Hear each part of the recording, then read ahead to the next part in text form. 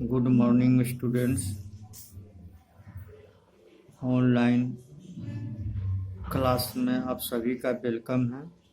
आज class 9th है, chapter 1, subject civics. Chapter का नाम है डेमोक्रेसी इन द कॉन्टेम्पोरेरी वर्ल्ड, यानी समकालीन दुनिया में प्रजातंत्र। जैसा कि आप लोग प्रीवियस क्लास में पढ़ चुके हैं, बिफोर 18th सेंचुरी में दुनिया के अधिकतर देशों में मोनार्की, डिक्टेटरशिप, एनार्की था।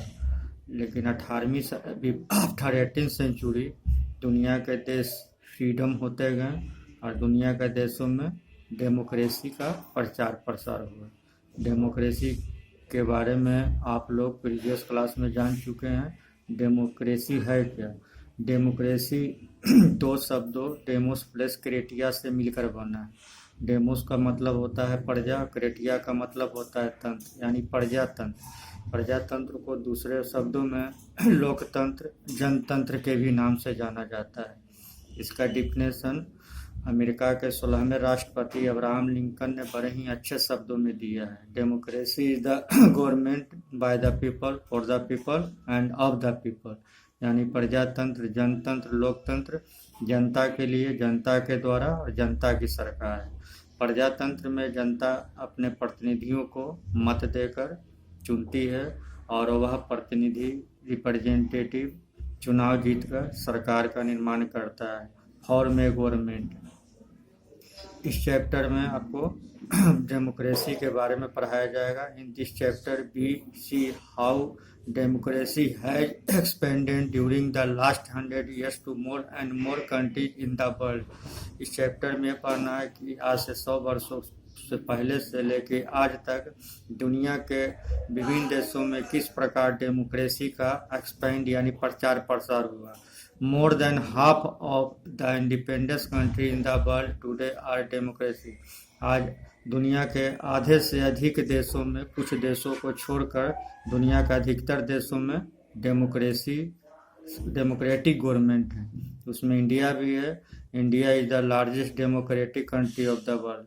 भारत दुनिया का सबसे बड़ा लोकतांत्रिक देश है। The expansion of democracy has not been a smooth and straight. यह आसानी से दुनिया के देशों में डेमोक्रेसी का प्रचार प्रसार नहीं हुआ। It has seen several ups and down in different country. Democracy के लाने में दुनिया में के देशों में बहुत ही उतार चढ़ाव रहा है।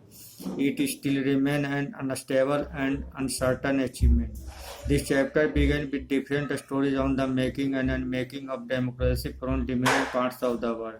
इस चैप्टर में कुछ देशों की स्टोरी को पढ़ना है। उस स्टोरी से पता चलता है कि डेमोक्रेसी को किस प्रकार लाया गया, डेमोक्रेसी को फलने फूलने का, राइज होने का कैसे मौका मिला। This stories are mean to give a sense of heart means experience democracy and absence.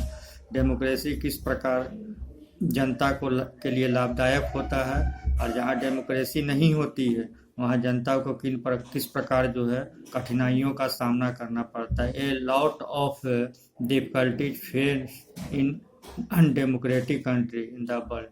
We present the pattern of the spread of democracy first with a series of maps and then with a short story history. इस chapter में ये देखना है कि दुनिया के विभिन्न देशों में किस प्रकार डेमोक्रेसी का एक्सपेंड हुआ। The focus in this chapter is on democracy within a country, but towards the end of the chapter, लेकिन चैप्टर के अंत में we take a look at democracy और its absence of the relation among different countries। जहाँ democracy नहीं है वहाँ जनता को कठिनाइयों का सामना करना पड़ता है। We examine the working of some international organization। इस चैप्टर में कुछ अंतर्राष्ट्रीय संगठनों के बारे में पढ़ना है। This allow us to ask a big question. इसके बाद एक बड़ा प्रश्न उभरता है। We are moving toward democracy at the global world. इस प्रकार वैश्विक दुनिया में किस प्रकार हम डेमोक्रेसी की ओर बढ़ रहे हैं। यहाँ two tales of democracy, democracy की दो कहानियाँ हैं। Workers of my country, I have faith in Chile its future.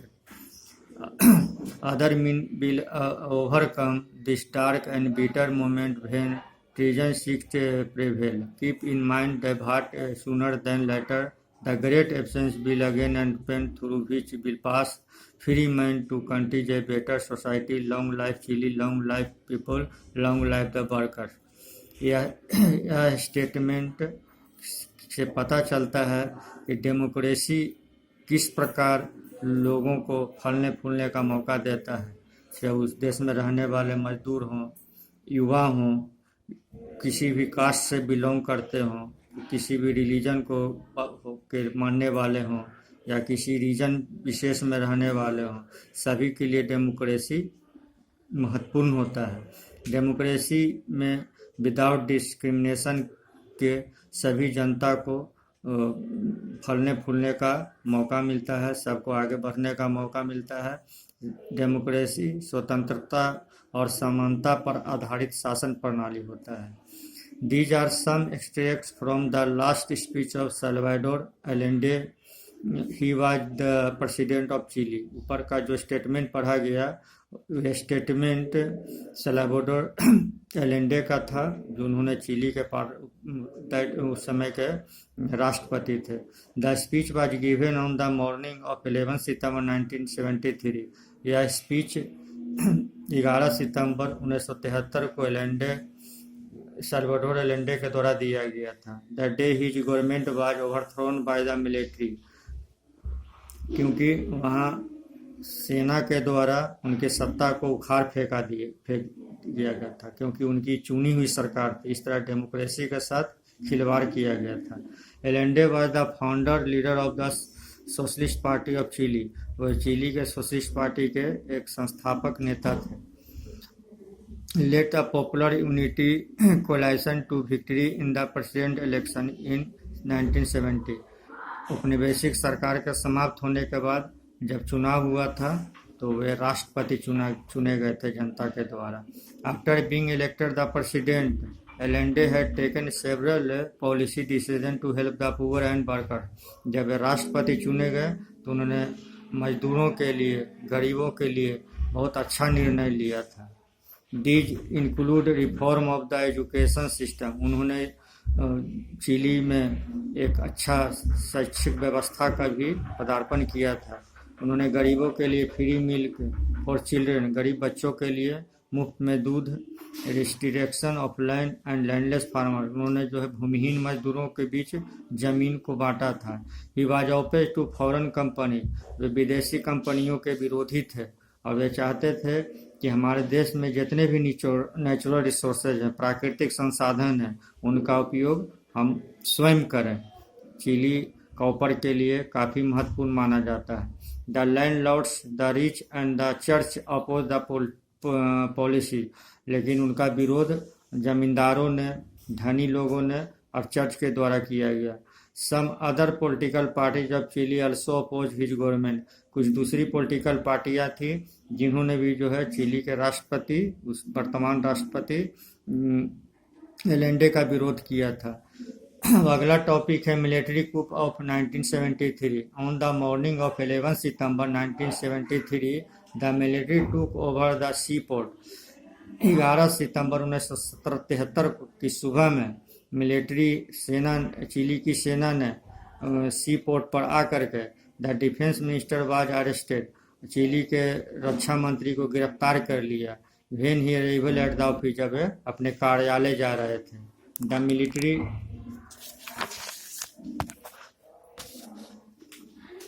The military commander asked the president to resign. और मिलिट्री ने एलेंडे को इस्तीफा देने के लिए कहा। एलेंडे रिफ्यूज टू रिजाइन और लीव द कंट्री। लेकिन एलेंडे ने मना कर दिया रिजाइन देने से और देश छोड़ने से। But realising the danger to the country and his life.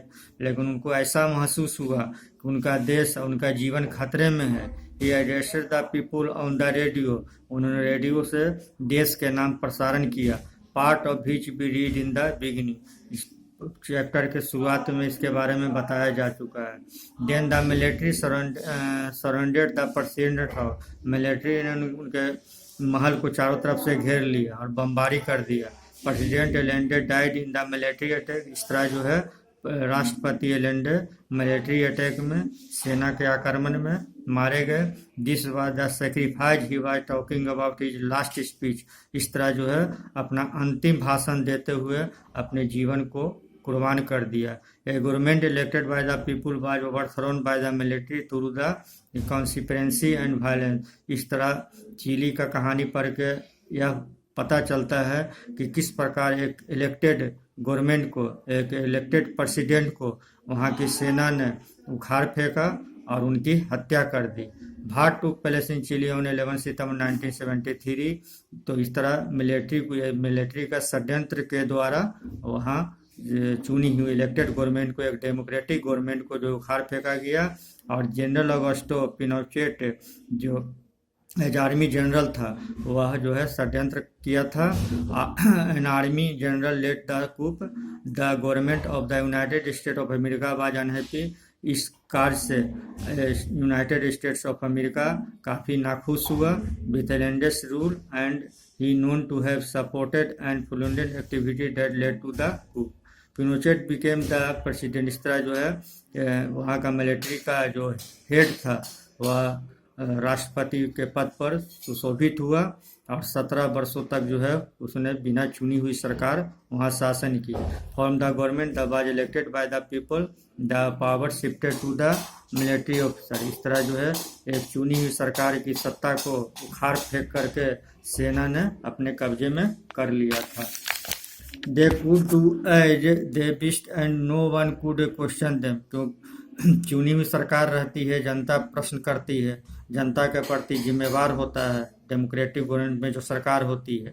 लेकिन जो इलेक्टेड गवर्नमेंट नहीं होता है वो जनता के प्रति जिम्मेवार नहीं होते, रिस्पॉन्सिबल नहीं होती है। Thus military dictatorship was establish in chilli.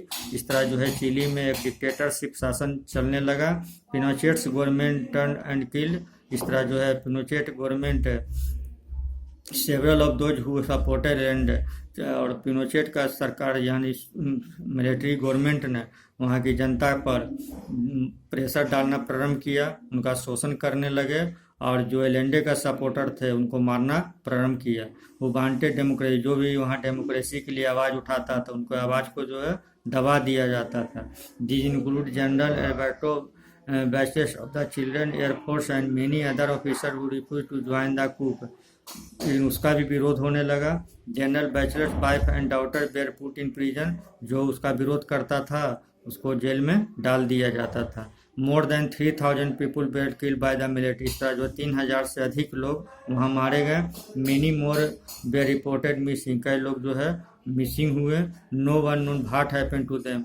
कोई किसी को भी यह जानकारी नहीं है कि जनता जिनके साथ दुर्व्यवहार किया गया वे कहाँ गए।